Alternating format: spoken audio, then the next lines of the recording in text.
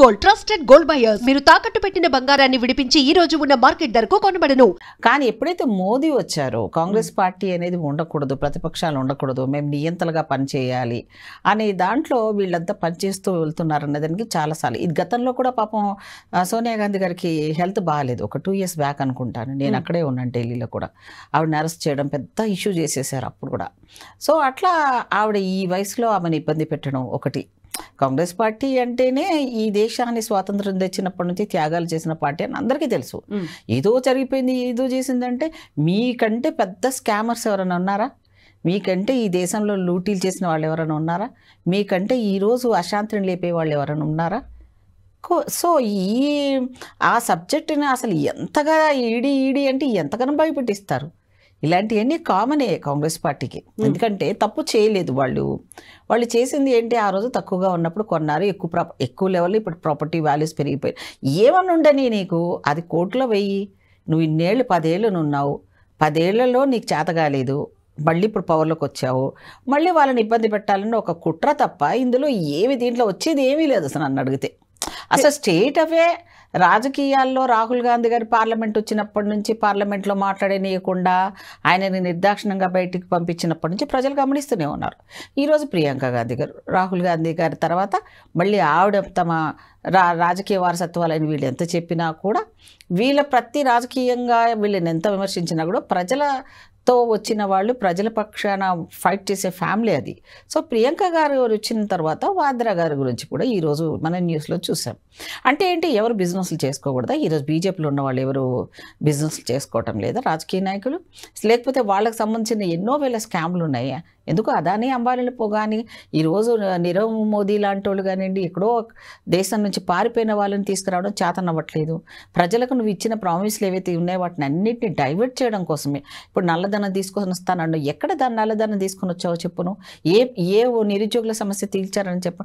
ఇవన్నీ మేము అడగడం మొదలుపెట్టాం ఎప్పుడైతే స్ట్రిక్ట్ అయిపోయారు. జనాలకు చైతన్యం చేయడం అనేది రాహుల్ గాంధీ గారి పాదయాత్ర మొదలుపెట్టినప్పటి నుంచి ప్రజల్లో కొంచెం ఇంకా ఎక్కువ, అరే ఈ పార్టీ ఏంటి ఇంత మంచి పార్టీని, అనవసరంగా వీళ్ళు మనస్తత్వ పార్టీలు కానీ గొడవలు పెట్టించే పార్టీని మనం ఎన్నుకున్నామని పడ్డారు. కాబట్టి మొన్న 400 వస్తాయి నాకు ఈ వారు 400 అన్నారు, కానీ రాలేదు కదా. అక్కడ వాళ్ళకి అక్కడ తగ్గించేశారు. ఇంకా ఘోరమైన పరిస్థితి ఏంటంటే, వీళ్ళు అరాచకాలు ఆపాలనుకుంటే ఇప్పుడున్న ప్రభుత్వంలో పెద్ద స్ట్రాంగ్నెస్ ఏం లేదు. బీజేపీ గవర్నమెంట్ ఎవరితో తీసుకున్నారు? ఒకప్పుడు ఇదే చంద్రబాబు నాయుడిని అసలు కనీసము అవకాశాలు కూడా కలవడానికి అవకాశం లేకుండా నిర్దాక్షిణకు పంపించిన వీళ్ళకి ఇప్పుడు ఆ కూటమి వల్ల మళ్ళీ అధికారంలో చావు తప్పి కన్నులొట్టబోయినట్టుగా మరి చంద్రబాబు నాయుడు సపోర్ట్తో మరి ప్రభుత్వాన్ని, అక్కడ నితీష్ గారు, ఇక్కడ వీళ్ళిద్దరు లేకపోతే అసలు గవర్నమెంట్ ఉంటుందా?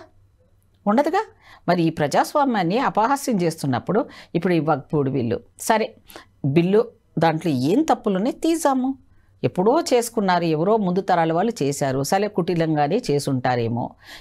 మరి దానివల్ల పేద ప్రజానికి నష్టం జరుగుతోంది. సో దాన్ని కట్టాలి అంటే అమెండ్మెంట్ చేయండి, దాంట్లో కొన్ని మార్పులు చేర్పులు చేయండి. నిజంగా కూడా మళ్ళీ వాళ్ళే అంటున్నారు, మైనార్టీస్లు కూడా వాళ్ళు కూడా డిమాండ్ చేస్తున్నారు, మీ టెంపుల్ భూముల్లోనే చాలా వరకు ఎన్నో వేల ఎకరాలు ఉన్నాయి, మరి అవిట్లో దాన్ని ఎందుకు పట్టుకోవట్లేదు, మాదే ఎందుకు పట్టుకుంటున్నారన్నారు. దాన్ని కూడా సవరించాలి. ఎందుకు సవరించకూడదు? ఎంతో అన్యాక్రాంతమైనవి. నేను హిందూగానే చెప్తున్నాను. నేను అంటే మతాలు, కులాలు, గుడులు, గోపురాలు కూడా ఈరోజు కూడా దీపాలు కూడా పెట్టుకోలేని దుస్తవస్థ, నైవేద్యాలు కూడా లేవు. పురోహితులను కనీసం మెయింటైన్ చేయలేని పరిస్థితుల లోపల అసలు ఈ చరిత్ర ఏంటి? ఈ టెంపుల్ దేవాలయాలకు ఉన్న మహాభారతాలు, రామాయణాలు, దేవుళ్ళ గురించి కొలిచే మనము టెంపుల్ వ్యవస్థ, దీన వ్యవస్థ ఎన్నో వేల ఎకరాలు ఉన్నప్పటికి కూడా కొంతమంది దుర్మార్గులకు అబంధస్తాలు ఉన్నదే. న్యాయం ఎవరికైనా న్యాయమే. ప్రజాస్వామ్యం అంటే ప్రజలకు అన్ని సమానంగా పంచవు, ఎవరి చేతిలో ఉండకూడదు గుత్తాధిపత్యం. ముస్లింలలో కూడా వాళ్ళు అప్పుడు వచ్చినప్పుడు వగ్ఫ్లో వాళ్ళు రాసుకున్నారు, ట్రస్ట్ లెవెల్లో పెట్టుకున్నారు. ట్రస్ట్కి అమ్మే హక్కు ఉందా, కొనే హక్కు ఉందా, లేకపోతే వాళ్ళు ఏదంటే దాన్ని ఎవరు ప్రశ్నించకుండా వాళ్ళు రాసుకున్నారమ్మా. ఇప్పుడు ఇది డెమోక్రసీ సిస్టంలో కదా. సో దాన్ని నువ్వు మార్చురా బాబు. నీకు వచ్చినప్పుడల్లా నువ్వు ప్రజాస్వామ్యంలో మెజారిటీతో ఎన్ని అమెండ్మెంట్స్ చేయలేదు రాజ్యాంగంలో.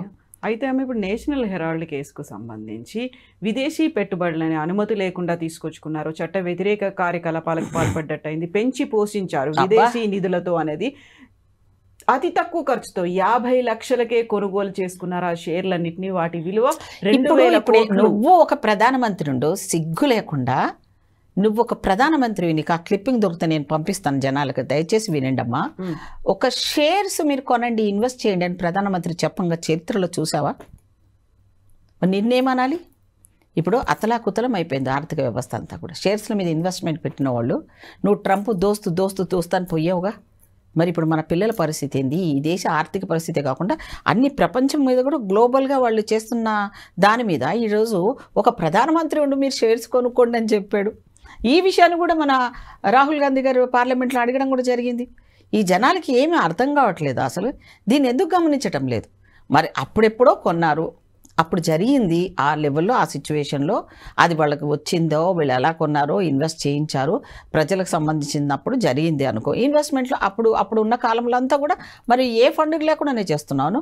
ఇప్పుడు ఏ ప్రాజెక్ట్ చూసినాను పీపీతో చేస్తున్నావే, ప్రైవేట్ అండ్ గవర్నమెంట్తో అలయన్స్ తోటి. ఇప్పుడు నువ్వు ఎయిర్పోర్ట్లు కట్టట్లేదా? అంబానీతో ప్రైవేట్ వాడు కదా, అదానీలు ప్రైవేట్ వాళ్ళు కదా. మరి వాళ్ళు కూడా ఎక్కడి నుంచి తెస్తున్నారో, వాళ్ళ వెనక నుంచి అన్ని వేల కోట్లు ఎట్లా వస్తున్నాయో, మరి వాళ్ళు కూడా ప్రైవేట్ వాళ్ళే కదా. ఈరోజు రైల్వేస్లో కూడా ఈరోజు కుప్పకూలిపోయినట్టు వ్యవస్థను మార్చి రైల్వేని నిర్వీర్యం చేసినావు కదా నువ్వు. మరి అదేదో పెద్ద ఫారెన్ ఫండెడ్ ఉగ్రవాద సంస్థలు, ఎవరైనా నీకు ఉగ్రవాదైనా, నువ్వే ఈ దేశాన్ని పెట్టిన పెద్ద ఈ బీజేపీ పార్టీనే ఉగ్రవాద పార్టీ. నేను నా మీద ఏ చర్య తీసుకున్నా పర్వాలేదు. ఇన్ని రోజుల వరకు అది రాలేదు. ఇప్పుడు ఎందుకు అలాంటివన్నీ పాతవన్నీ తీసేది? కొండందవ్వి ఎలకను పట్టుకున్నట్టుగా ఈ నేషనల్ హెరాల్డ్ సబ్జెక్టు మేధావులు తర్కవులు చేసి పెద్ద పెద్ద పెద్ద విజ్ఞానవంతులు అందరూ కూడా, సరే దానివల్ల నీకు వచ్చేది ఏంటి చెప్పు? వాళ్ళని తీసుకొని నువ్వు జైల్లో వేస్తావు.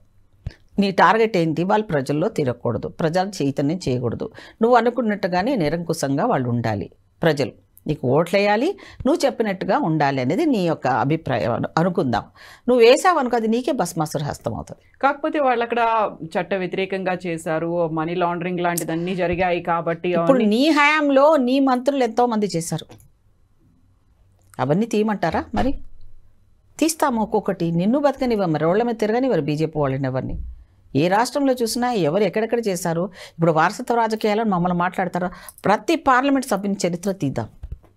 ఎవరెవరు వాళ్ళు కానీ ఒక్కరే ఉన్నారా? వాళ్ళ ఫ్యామిలీ నుంచి ఎవరన్నా కంటెస్ట్ చేశారా? వాళ్ళ భార్యలు ఉన్నారు ఎంతమంది? వాళ్ళ కొడుకులు ఎంతమంది ఉన్నారు? బీజేపీ పార్టీ నుంచి వాళ్ళు ఎమ్మెల్యేలుగా ఎంపీలుగా ఉన్నారు. తరతరాలుగా వాళ్ళు అలా వస్తున్న వాళ్ళు ఎంతమంది ఉన్నారు?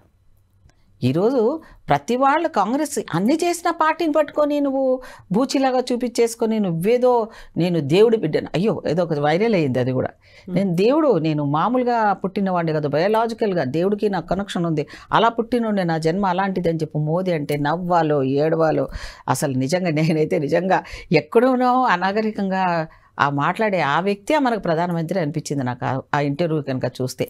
అంటే ఏంటి, ఆయనకి అతిగా అయిపోయాడు, జనాలంతా ఎలా అన్నా కూడా నడిచిపోతుంది అని. సో ఇప్పుడు 75 సంవత్సరాలు వచ్చిన స్వాతంత్రంలో 70 ఏళ్ళు దాటిన నువ్వు ఇంకా 70కి వచ్చావు, అబౌవ్ 70కి వస్తున్నావు నువ్వు. ఇంకా నీకు ప్రధానమంత్రి పోస్టు మీద ఆశ తప్పట్లేదు, నీకు ఇంకా తగ్గటం లేదే నీకు. నువ్వే ఉన్నావా బీజేపీలో? ఒకప్పుడు వాజ్పేయి ప్రభుత్వంలో అద్వానీ గారు ఉన్నప్పుడు కానివ్వండి, ఎలాంటి వ్యవస్థను చూసాం మనం. వాళ్ళు ప్రతిపక్షంతో బిహేవ్ చేసిన విధానం కానీ, ప్రతిపక్షాన్ని కలుపుకొని ప్రశ్నించిన విధానం కానీ, పార్లమెంట్ చూస్తుంటే ఎంత చక్కగా అనిపించేది. ఇప్పుడు చూస్తే అసలు ఇద్దరు దొంగలు, ఒక దొంగను ఇంకో దొంగ చూసుకొని కూర్చొని ఇలా చూస్తున్నది అసలు చూడబోతే అవుతుందా? ఆ నిర్మలా సీతారామన్ ఈ దేశానికి పెద్ద దౌర్భాగ్యం ఆర్థిక మంత్రి. అసలు ఆ సిస్టమ్ని తీసి నాశనం చేసి పడేశారు వీళ్ళు. ఏమనుకుంటున్నారు? వీళ్ళంతా నిజాయితీ పనులు, దేవుళ్ళను మతాలను పెట్టారు. ఇప్పుడు సోనియా గాంధీ గారికి ఏమైనా సపోజ్ అయ్యిందే అనుకోండి, ఆవిడ హెల్తే బాగాలేదు, ఇప్పుడు నువ్వు ఇన్ని గంటల సేపు వాళ్ళని హెరాస్మెంట్ చేయడం అనేది ఏ రకమైనది? అమ్మ 50 లక్షలు ఎక్కడ, 2000 కోట్లు ఎక్కడ? అక్కడే ఆర్థికంగా అవకతవకలు జరిగాయి అనేది షేర్ మార్కెట్ తల్లి. అది నువ్వు దాన్ని ఎవడు ఊహిస్తాడు, ఎవడు పెట్టమంటాడు? నువ్వు ప్రధానమంత్రి, నువ్వు పెట్టమన్న షేర్ల పరిస్థితిలో దేశంలో నిన్ను నమ్మి పెట్టినోడు వాళ్ళ పరిస్థితి ఎవరిని అడిగేటోడు లేకనా? నువ్వు వచ్చినాయంటే ఏమన్నా వాళ్ళు సొంతంగా వాడుకున్నారా? వాళ్ళ ఆస్తులను కూడా అంతా కరగబెట్టి మన ప్రభుత్వాలకి కోసమో వాళ్ళ కోసం ఏం పెట్టుకోకుండా త్యాగం చేసిన వాళ్ళు కాంగ్రెస్ వాళ్ళు. సోనియా గాంధీ గారు, రాహుల్ గాంధీ గారు కానీ ఈరోజు వాళ్ళు ఎంత సింపుల్ లైఫ్లో ఉంటారమ్మా. నీలాగా అయ్యాషి డ్రెస్సులు వేసుకొని, నీలాగా హైఫై ఫ్లైట్లు తిరుగుకుంటూ ఇంటర్నేషనల్ ఈడ 10 రోజులు ఉంటే 15 రోజులు టూర్లు వెళ్తుంటున్నాను. అయితే ఇక్కడే మీరు సోనియా గాంధీ, రాహుల్ గాంధీ అంటున్నారు, కానీ ప్రియాంక గాంధీ భర్త రాబర్ట్ వాద్రా కూడా సేమ్ అలాంటి అవకతవకలకే పాల్పడుతున్నారు. భూ కబ్జాలు, కుంభకోణాలు అంటే అవుతున్నాయి నీకు అందరూ నీ పక్కన ఉన్న వాళ్ళు ఎవరు కూడా నీకు కనపడట్లేదు, పారిపోయిన వాళ్ళు ఎవరు కనపడట్లేదు. నీ ప్రభుత్వం అంతా కూడా ప్రజా వ్యతిరేకంగా ఉన్నా నీకేమి అసలు ప్రజలను అడగొద్దు అనేది ఒకటి పెట్టుకున్నావు కాబట్టి వాద్రా గారిది ఏముంది? ఆవిడ ప్రియాంక గాంధీ గారి భర్త అయినంత మాత్రాన ఆయన ఈ బిజినెస్ చేయాలి, ఓకే అనుకుందాం. ఏదైనా అవకతవకలు జరిగాయి అనుకో, మరి ఈ 10 ఏళ్ల కంటే ముందు కూడా నుంచి కూడా నువ్వు పడుతున్నావుగా ఎంబడ.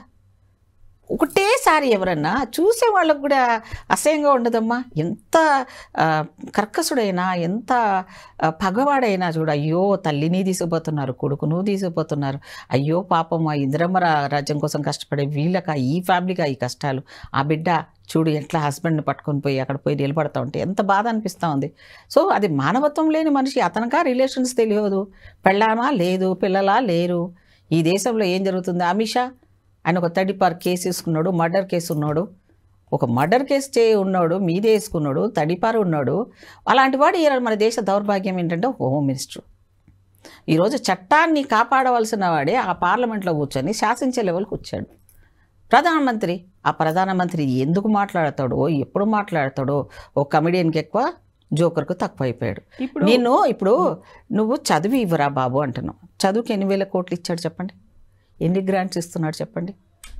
మనం కాంగ్రెస్ ఉన్నప్పుడు 8% ఉండే మనది గ్రోత్ దేశమైనది. ఇప్పుడు సత్యమేవ జయతే అంటూ నిన్నటి నుంచి కాంగ్రెస్ లీడర్లందరూ నినాదాలు చేస్తున్నారు, నిరసనలు చేస్తున్నారు. ఈ రోజు కూడా ఈడీ కార్యాలయం ముందు దేశవ్యాప్తంగా అన్ని నగరాల్లో, అన్ని చోట్ల, అన్ని రాష్ట్రాల్లో జరుగుతోంది. నెక్స్ట్ ఏం జరుగుతోంది అంటారు? ఈడీ అయితే చాలా ఫర్మ్ గా ఉంది, A1 A2లు ఏం చేస్తుంది? ఈడీ అంటే మన ఊరేసే సంస్థనా? దానికి ఇంకా మాకు చట్టంలో మాకు కూడా ఇంకొకటి ఉంది కదా, జ్యుడిషియరీ కూడా ఉంది కదా మాకు. ఈడీ అంటే మాకేమైనా భాష? అది ఒక కేంద్ర ప్రభుత్వం ఉన్న జోబు సంస్థ. నీకేం చేయగలవో నువ్వు చేతగానే ఇవ్వడవు కాబట్టి 10 ఏళ్ళు మూసుకొని ఉన్నావు, మళ్ళీ 3వ వచ్చావు, మళ్ళీ మొదలుపెట్టావు. సో నీకు కూడా ఎప్పుడో ఒకరోజు వస్తుంది ఆ టైము. కానీ మేము ఈరోజు దాని మీద సత్యాగ్రహం చేయడం అంటే గాంధీ సిద్ధాంతాలు నమ్ముకున్న వాళ్ళం. మేము స్వాతంత్రం తీసుకొచ్చిన గాంధీనే మీరు గాడ్సేన చేసిన దేవుళ్ళలాగా కొలుస్తున్న మీకు అసలు మీకు ఏ రకమైన ఈ దేశాన్ని మొత్తం హిందూ దేశంగా మారుస్తామనో, లేకపోతే ప్రశ్నించే వాళ్ళందరి మీద ఇలా ఈడీలు కేసులు పెట్టడమనో పోనీ అనుకుందాం. కొన్ని ఎగ్జాంపుల్ చెప్తాను నీకు. మొన్నటి వరకు వాళ్ళు స్కామ్లో ఉన్నారు, వాళ్ళ మీద అన్నీ అయినాయి అన్న వాళ్ళని తీసుకొచ్చి వాళ్ళ పార్టీలో కలవంగానే, పార్టీలో చేరంగానే మా ప్రియాంక గాంధీ గారు అన్నది వాషింగ్ మిషన్ వేసినట్టు క్లీన్ అయిపోయి బయటకు వచ్చినట్ట. ఎంతమంది వాళ్ళని పార్టీలో చేర్చుకున్నారు చెప్పండి? అంటే వాళ్ళు వాళ్ళు ఇలాంటి స్కాములు చేసిన వాళ్ళు రేపొద్దున వీళ్ళు జైలుకి పోతారన్న వాళ్ళని ఎంతమంది అమిత్ షా, ఈ మోదీ కలుపుకున్నారు బీజేపీ పార్టీలో? ఎంతమందికి మంత్రి పదవులు ఇచ్చారు? మరి ఇన్నేళ్ల తర్వాత ఇలా హింసించడం, మానసికంగా వాళ్ళని ఇచ్చేయాలని అనుకుంటున్నారేమో, కానీ లేదు, న్యాయమే గెలుస్తుంది. మనము ఆ రోజు బ్రిటిష్ వాడిని మేము సత్యాగ్రహంతో మేము గాంధీ గారు పంపించగలిగిన శక్తి ఉన్న వాళ్ళం కాంగ్రెస్ పార్టీ. పేషెన్సీ అలాంటిది మీలాంటి వాళ్ళకు భయపెట్టిస్తే భయపడే వాళ్ళు కాదు కాంగ్రెస్ వాడు. సో అవి నేషనల్ హెరాల్డ్ ఉండని, ఇంకేదైనా ఉండని, నువ్వు తల కిందికి పెట్టి కాలు పైకి పెట్టినా, నేనైతే ఇక్కడైతే తెలంగాణలో చెప్తున్నాను, బీజేపీ వచ్చే పరిస్థితే లేదు. మొన్న 400 నుంచి దిగజారిన రిజల్ట్ తెచ్చుకున్నారు బీజేపీ వాళ్ళు. ఇప్పుడు